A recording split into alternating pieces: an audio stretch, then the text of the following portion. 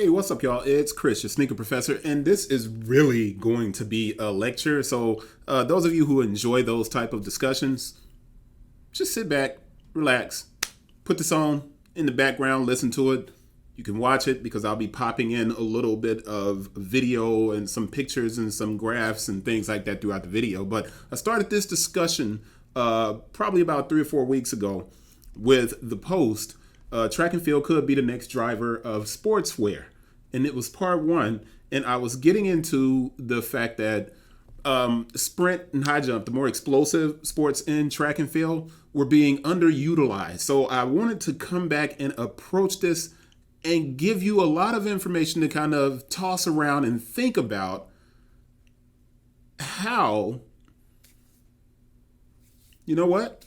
Let me just get directly to the post. So if you look over here to my side and it's in the description, I'll try to make sure I do a video breakdown so you'll be able to go through the video as quickly as possible and skip to the parts that you want to see. But this second part, track and field could be the next driver of sportswear. Part two, digital viewership, increased visibility, and underutilization. So if you're taking notes, those are going to be kind of the 3 points that I'm going to touch on throughout this video. So let's get into it. Professors, now as a college professor, have had to adjust how they instruct the next generation of leaders and thinkers due to digital chunks. Because of a constant connection to the phone and an array of media options, students are distracted. The process of learning arrives in what has been labeled digital chunks. Education happens between streaming, app, and phone usage. This fractured learning and behavior applies to every aspect of life. I start with college and education, but we're also talking about retail and media consumption. While this post is focusing on sports as a way to establish that how and where content is consumed in this digital era is an opportunity to develop stronger business strategies for companies, I'm also going to give you a little bit more of some context by dropping in athletes from the various brands, because I'm going to try and tie this to the fact that Nike, the company that once controlled track and field, is kind of taking a step back and they've created a crack and there's an opportunity there, but that's in the post and I'm going to keep reading. So at one point, sports viewership appeared to be dwindling. The reality was digital chunks led to sports content being consumed in an entirely different manner. Now, some of you may not know what I'm talking about, but I'll try to explain it so you get it. If you consider Amazon Prime, the streaming service, and the purchase of the rights to air high school aged basketball games with Overtime Elite, you begin to see something that's changing in the way we watch sports. Overtime Elite joined YouTube on October 29th, 2021. Since that time, the channel has racked up 83,123,952 views. Now, this quick channel growth and the professionalization of basketball, high school basketball, that moved Amazon to extend the contract to air the games on Amazon Prime. Now, this is the catch. Neither young people or adults are watching full NBA games. But to be honest, no one's watching full games of any league. Walk into a room during an NFL Sunday at a bar, and half the people will be looking at their phones while the game is on. Fanaticism isn't as intense. It's just not as intense as it once was. But that's impossible with so many options for entertainment in a handheld device. I mean, you guys hear my phone is going off every 3 seconds here, and I'm stopping and checking messages. But this doesn't mean that sports aren't capable of delivering marketing opportunities. Sports remain the last haven of connecting to consumers during live events. And in the digital arena, let me stop. That's changing. Live concerts are also an opportunity, and we see this because they are increasing on streaming companies. The Kendrick Lamar most recent concert that aired on Amazon Prime, it aired live from Paris, and the viewership was ridiculous. And then it replayed, and the viewership continued to go up. The Weeknd has a concert live on HBO Max. Now it's streaming because the concert's passed, obviously, but Netflix had a Chris Rock special. We all know the Chris Rock special, and it aired live. They've since edited it, and they left it up for viewing content for later. But live viewership is starting to increase in different fields because people understand the power of it. And I'm going to come back to that again because sports actually had its moment a few years ago with Breaking 2, but I'm going to talk about that later. So when you look at 2021, 2022, last year saw YouTube, actually 2021, saw YouTube at the forefront of the digital sports viewership shift. And that's important. So I'm going to put in the description a link to this article on how brands and athletes are tapping into changing viewing habits to connect with fans. I'm getting to the sneaker stuff. I'm just walking you there slowly, and I'm going to make sure everything is connected, okay? But this article, I'll leave a link in the description. So we come back over. The audience that's shifting to YouTube continues to grow. The number of digital viewers of live sports in the US, according to Google, will reach 57.5 million in 2023 and is expected to exceed 90 million in 2025. It's 26% projected increase. If we move back into a discussion on sneakers and the fact that the NBA viewership was declining, people were like, "Oh, it's the thugs in the NBA, it's the outspoken." It's none of that stuff, and it's stupid for people to even make that as a talking point. The shut up and dribble and all that. That's people don't want to watch it. No, I initially even conflated a lot of different things with the viewership of the NBA decreasing, when I didn't realize, actually, it was. And the interest in basketball was declining. But something funny happened along the way. Because of the professionalization of sports, and most kids have to play AAU basketball year-round, and a neighborhood kid couldn't make a neighborhood school team because the team was picked a year ahead, and you can't make the team. Kids had started losing interest in basketball, but that's changed. Sneaker sales, when we look at performance basketball shoes, right, which was the foundation of sneaker culture, at that time in the 90s, there were no other sneakers to wear. Cross-training was just kind of growing into a segment with Bo Jackson and the cross-trainer from Nike, but there were no really segmented aspects of sneakers. You had tennis shoes, which were court shoes, and you had basketball shoes. And then you had cleats and stuff like that. But the footwear didn't really bounce outside of it. It was hip-hop and sneaker culture that took sneakers from the basketball court and the tennis court into the streets. Now, you can say in the 80s, it was aerobics and the Reebok freestyle. But as you got into the 2000s, basketball exploded again. And then in the 2010s, performance basketball started to fall off. You had one kind of spike a few years ago with the first two Kyries, but overall, and the Curry was okay, but it just kind of fell off. It all fell off.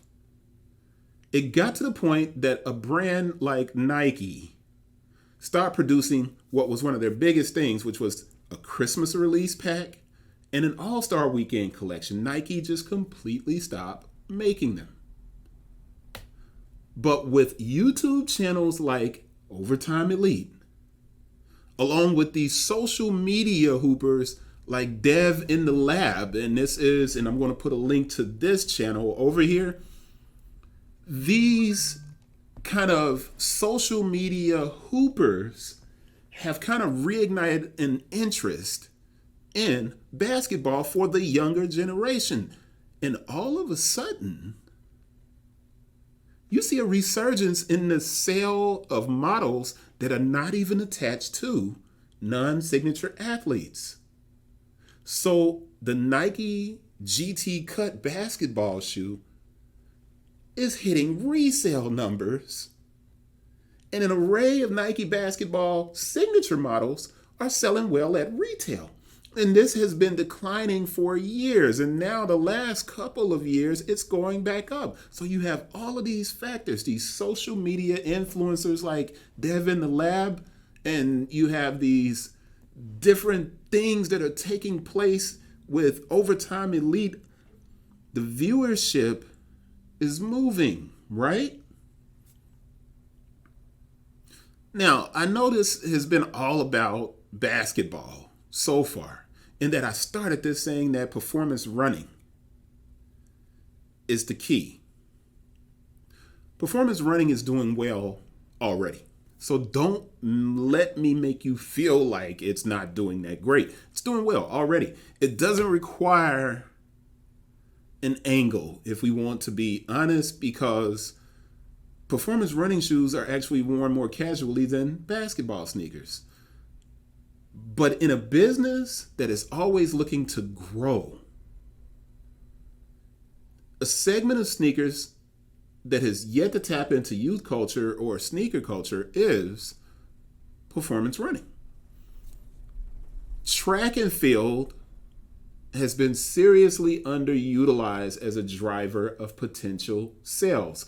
Distance running, let's not blend the two. Distance running is a proven tool. But sprint and high jump, track and field events are only looked at as viable every 4 years. The Olympics. Distance running, if you look at Brooks Running Company, they focused on teaching athletes, and I'm talking the normal, regular, everyday athlete, people like us. They taught us about the benefits of jogging, and it helped the brand to hit an annual revenue of $1 billion for the first time last year. So it seems logical that the more explosive track and field athletes could and should be the next in line to lift the boat of performance running. Sprint is becoming an important aspect of physical training and weight loss. Sprinting and plyometrics are just as accessible as jogging.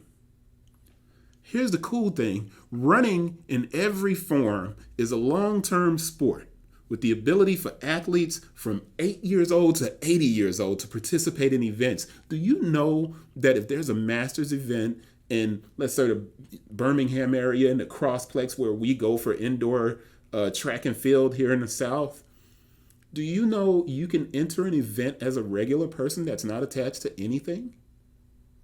You can run until you're 80. If you go and look at videos of the Penn relays, you'll find 100-year-old men running the 100-meter dash. That's not a lie.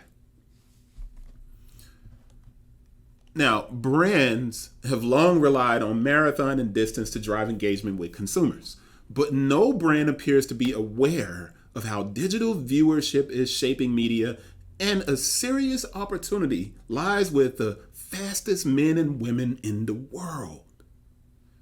With the growth of apps on your phone, right, as a source of sport content consumption, there's an opportunity for track and field to finally become as relevant in the US as it is in the international space. We don't even get to see a lot of track and field now. But if you go to your Hulu, if you have Hulu, which a lot of people do, at the top in the sports bar, you'll see track and field events that have been streamed live. Hulu isn't quite nailing that. Because when they present it streamed live, it becomes a 4 to 6 hour event. Track and field is long. It's long. Right now, at this time, there's a disconnect between the brand and the endorser in the sport. Athletes don't control the narrative, and brands don't gain any following from the content created by their endorsed athletes. What's more striking to me, though, is that Nike, who's long owned track and field, doesn't seem to be working at retaining athletes. That's a serious crack in the armor of the swoosh. Nike is no longer the unequivocal king of track and field, and that's a crazy thing to say. Now, yeah, Nike is still the leader in medal counts. If you look at last year's World Championships, and I actually have an article here that you can look at, I'll put it in the description so you can look at it. And I give you a breakdown of the brands that won. And Nike had 16 wins, Adidas had 7, Puma had 5, New Balance had 3. But the interesting thing about this is Nike they don't have the fastest person in the world anymore. They do have the fastest woman. I can't sit there and say that. They do. But the next generation of sprinters and high jumpers, they have not been signing with the swoosh, man. Nike used to be the king of speed. And speed, during like the Olympics, is the most viewed aspect of track and field. But in the speed and power or high jump and sprint, a lot of athletes have either left the swoosh or not even signed with the swoosh coming out of college. These athletes are representing other brands in these explosive events. And this should be problematic for Nike. It should be a problem. But as the company has aged and is no longer led by the men of Oregon, it seems that there's a lack of interest in owning a sport that doesn't seem to be as popular in the U.S. Now, this has been a problem for Nike for a while. As the men of Oregon generation transitions out, they're 80 years old. Phil Knight founded the company with all of these people that ran track at Oregon. Those guys are gone. There's more tech-centered people involved, and Nike has been losing ground in a lot of ways, although they are by far and away the biggest brand. These openings are arriving. Brooks Running, $1 billion last year. That's an opening. It may not seem like a big deal, but for those smaller brands, that's a big deal. Look back to the 80s, right? The men of Oregon, Nike, swoosh, owned track and field, even when they didn't. The takeover in Los Angeles in 1984, incredible stuff.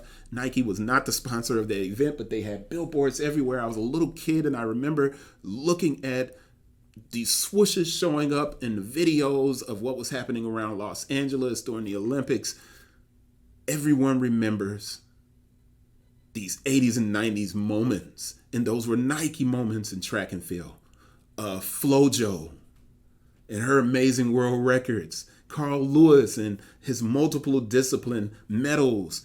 And then in the 90s, you had Michael Johnson's golden spikes. Nike has always been synonymous with track and field. But the 2000s saw a really hard shift. But the 2000s were also plagued by a lot of drug use. And Marion Jones, who's a Nike athlete, you had a few other people, and I can't just off the top of my head think about that. But then towards the end of the late 2000s, things shifted. And you know who owned track and field, especially the speed events? Puma and Usain Bolt. Now, unfortunately for Puma, there appeared to be a lack of synergy. because the brand never really utilized Bolt's charisma and presence to ramp up interest in their run division. Not really at all. I owned the Puma Fast, and the Puma Fast was one of the shoes that I built my running shoe company, Arch, on because of how lightweight and amazing that shoe was. And I bought that shoe because of Usain Bolt, but nobody else knew what that shoe was. As a matter of fact, I was able to pick up like 30 pair of them and sell them on eBay because they were at a Foot Locker outlet for $19.99. Now, I'm not going to knock Puma because Puma has corrected their errors with Usain Bolt with the recent addition of Nitro Lab. Now, Nitro Lab, and you see Elaine Thompson-Herah over here on the wall. Nitro Lab is their training facility. And if you think about it like this, Nitro Lab is Puma's answer to New Balance, the track. And the opening of New Balance, the track, has allowed young athletes to come into New Balance where they do training in that facility, and it's a world-class indoor track facility. It rivals Hayward Field for Nike. Nitro Lab is going to allow athlete testing, and you can go through the pictures here. And I think that's Marcel Jacobs over here, or is that Giancarlo Tamberi? I'm not sure which one it is, but Abby Steiner. Abby Steiner went to Kentucky, one of the greatest women athletes in college history. And Abby Steiner signed with Puma. So here's your Nitro Lab and Elaine Thompson-Herah. Capitalizing on track and field is difficult, and it's understandable. Track and field is a 4 to 5 hour event in many instances, which makes viewership on traditional media difficult. I told you I was going to connect all of this stuff. This makes the sport almost unwatchable, which is why I said Hulu has these live events, but you can only watch it in piecemeal because sometimes you don't want to watch 3200, right? But with the rise in digital chunks that people and professors once saw as being bad, but now that people are starting to understand how the new learning takes place, this rise in digital chunks and digital viewership, sprint or high jump track and field athletes are becoming more important than they've ever been. Between TikTok, YouTube, and Instagram, track athletes have begun to understand their earning potential. Not all of them, not a lot of them at all. A lot of them are on Instagram and TikTok, but they haven't really figured it all out yet.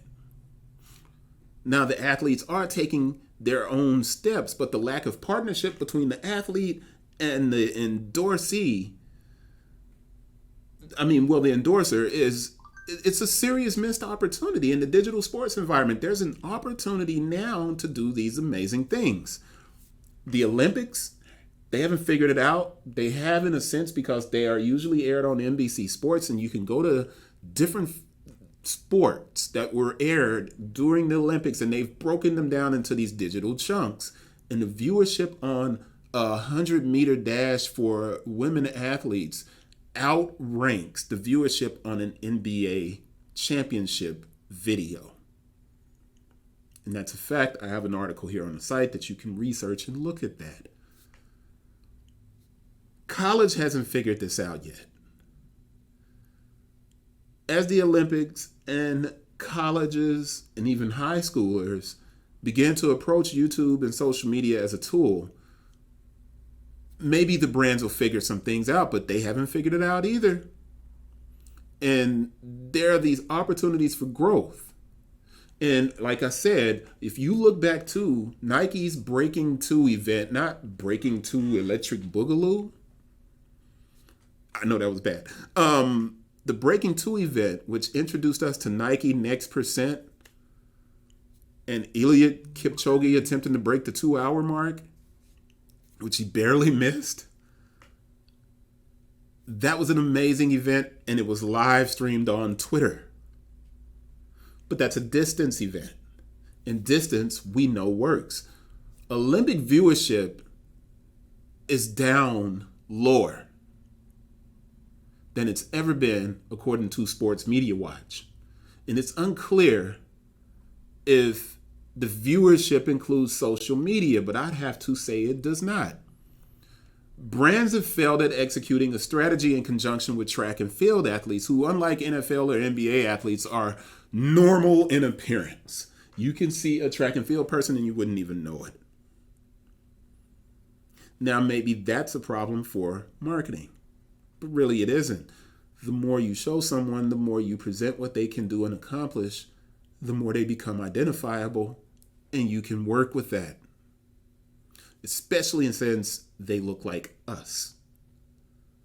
But by failing to target these athletes in a consistent and focused manner, every brand is leaving the majority of the dinner on the table like actors in TV shows. Now, to get what I'm saying here, if you watch any TV show or any streaming show, whenever the actors sit down at a dinner table, almost every scene you'll ever see shows the dinner going untouched.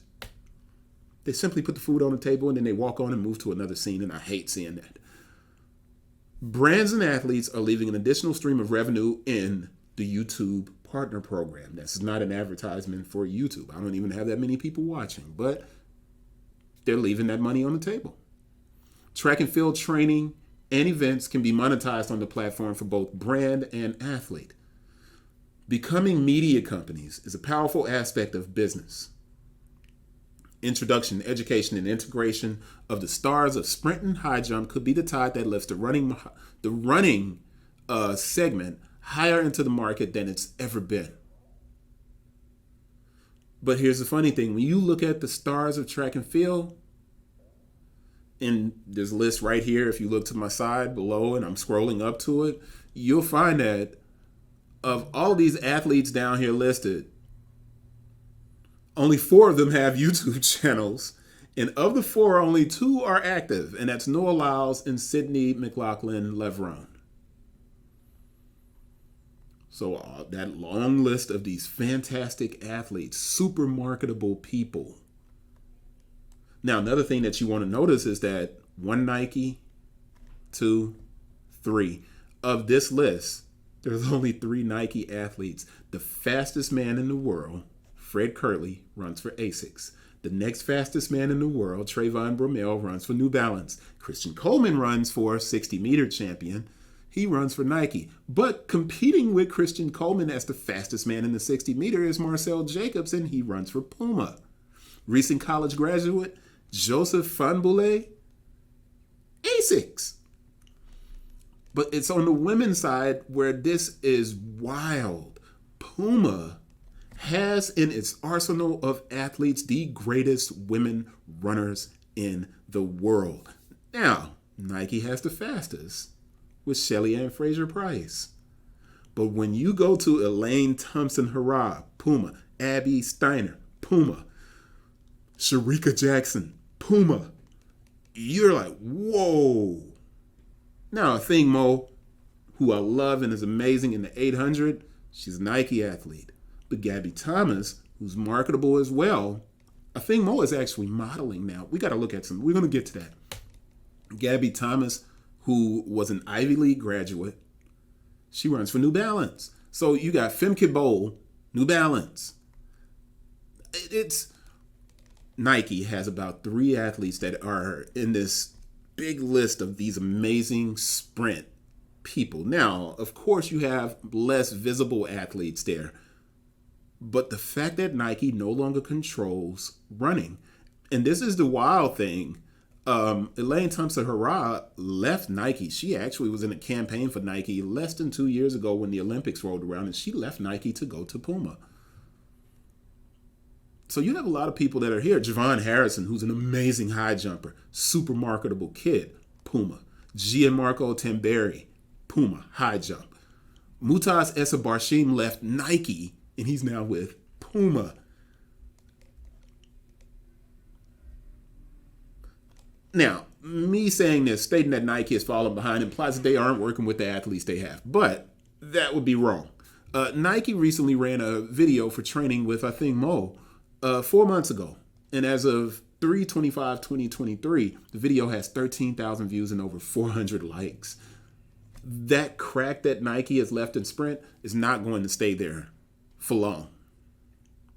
The brand is working on this series called What Are You Working On? And it features distant athletes like Eliud Kipchoge and other sports, right? But the running one with Eliud Kipchoge, it aired 10 months ago. It has 10 million views. That's 1 million views a month. Now, the track and field people, like I said, are not as prominent. And Eliud is just a phenomenon. He's just amazing. But this is the thing. Nike understands that rolling out and introducing athletes in the niche sport is a long-term process. So they are doing it. But the athletes themselves are obviously not as interested in becoming content creators. And that kind of makes my suggestion that track and field's high jump sprint as the next driver of growth is less likely. But then you come to these videos with like a thing moment. I feel like I haven't had a ton of time to sit back and really love think this about kid. everything And I'm not going to leave that open, but now she's modeling. She's becoming more high profile. She's amazing. But this Nike video, like I said, got 13,000 views. That's great in the digital chunk environment. That's very good. But she does not have a social media presence on YouTube. She does have one on different social media channels. Now, when we go back and we look at this list, Noah Lyles is extremely active, right? And his YouTube has become a tool that empowers Adidas. And it shows that a concept for content can increase fan engagement quickly on YouTube and on that platform, and it could further enhance Adidas's presence in the marketplace. Noah launched his YouTube in 2016. And like, he only began to post content a few months ago. Since developing a plan of action for his YouTube channel 4 months ago, when that first video was posted, he's landed 37,000 subscribers and 910,000 views. While Adidas does have other elite athletes on its sprint roster, especially on the women's side with Aaliyah Hobbs and Kenny Harrison, when Noah showed his workout routine and his grassroots video, it earned over 100,000 views and over 3,000 likes with Adidas logos up front and center. Now imagine, had other Adidas athletes created content in a similar manner, the viewership obviously wouldn't replace an entertainer like Kanye, but it would most definitely be less controversial and more consistent with the brand's message. Track and field is a niche sport, but in today's digital viewership age, every sport is niche and consumed in digital chunks, allowing for brand engagement in a more authentic manner. That's it for part 2. Hopefully you guys got through. It's a long video. It's broken down into digital chunks, video breakdown. Appreciate you guys are the new subscribers, and I look forward to doing another video for you soon. Peace.